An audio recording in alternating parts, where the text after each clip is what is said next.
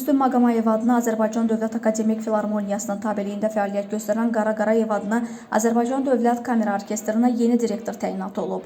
Bununla bağlı Mədəniyyət Naziri Adil Kərəmli müvafiq əmr imzalayıb. Əmrə əsasən pianoçu, sənətşünaslıq üzrə fəlsəfə doktoru Leyla Quliyeva Azərbaycan Dövlət Kamera Orkestrının direktoru vəzifəsinə təyin olunub. Qeyd edək ki, Leyla Quliyeva 2023-cü ildən son təyinatadək konservatoriyadakı imtahan mərkəzinin rəhbəridir.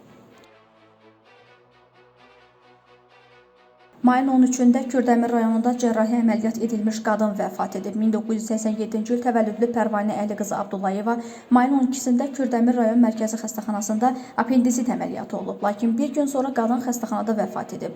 Yaxınları bildirib ki, Pərvanə Abdullayevanı Rəşad adlı həkim əməliyyat edib. Onlar qadının tibbi heyətin səhlənkarlığından vəfat etdiyini iddia ediblər. Faktla bağlı araşdırma aparılır.